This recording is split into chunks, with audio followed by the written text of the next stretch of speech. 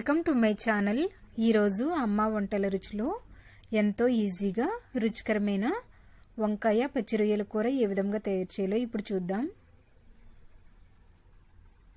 ముందుగా స్టవ్ మీద కడాయిని పెట్టుకొని 3 టేబుల్ స్పూన్ల నూనె వేసుకోవాలి.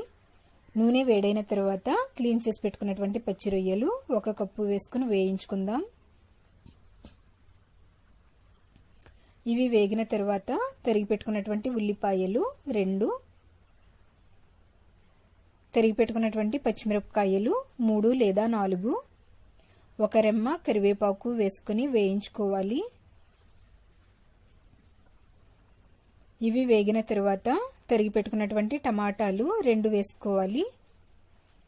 వేసుకొని కలుపుతూ 2 నిమిషాల పాటు ఉడికించుకోవాలి. ఇలా ఉడికించుకున్న తర్వాత 1/2 టీ స్పూన్ పసుపు, రుచికి సరిపడినంత ఉప్పు వేసుకుని ఒకసారి అంతా బాగా కలుపుకుందాం.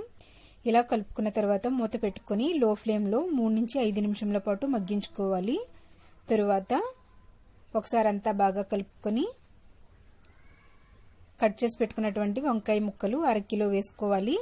వంకాయలను కట్ చేసిన తర్వాత వాటర్లో వేసి పెట్టుకోవాలి, లేదంటే నల్లగా అయిపోతాయి. వేసుకున్న తర్వాత ఇది అంతా బాగా కలుపుకొని 3 టీ స్పూన్లు కారం వేసుకోవాలి. వేసి ఒకసారి అంతా బాగా కలుపుకొని వంకాయ ముక్కలు కొద్దిగా మునిగేటట్లుగా తగినన్ని వాటర్ వేసుకోవాలి. వేసుకున్న తర్వాత 1 టీ స్పూన్ వెల్లుల్లిపాయ పేస్ట్ వేసుకొని ఇది అంతా బాగా కలుపుకోవాలి.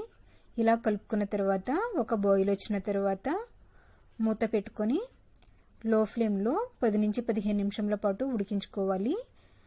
ఇప్పుడు వంకాయ ముక్క ఉడికిందో లేదో చూద్దాం. ఇలా వంకాయ ముక్క మెత్తగా ఉడికిన తర్వాత నిమ్మకాయ సైజ్ అంతా చింతపండును నానబెట్టుకుని ఇలా రసం తీసుకుని వేసుకోవాలి. వేసుకున్న తర్వాత ఇది అంతా బాగా కలుపుకొని లో ఫ్లేమ్లో ఇంకొక 5 నిమిషాల పాటు ఉడికించుకోవాలి. 5 నిమిషాల పాటు ఉడికించుకున్న తర్వాత కొత్తిమీర వేసుకొని ఒకసారి అంతా బాగా కలుపుకొని స్టవ్ ఆఫ్ చేసుకుని ఒక బౌల్లోకి తీసుకుందాం.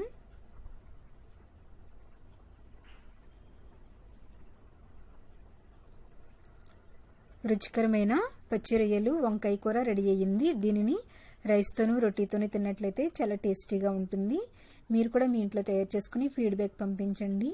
ఈ వీడియో మీకు నచ్చినట్లయితే లైక్ చేయండి, మీ ఫ్రెండ్స్కి షేర్ చేయండి. మరిన్ని వంటల కోసం నా ఛానల్ని సబ్స్క్రైబ్ చేసుకోండి. Thank you for watching.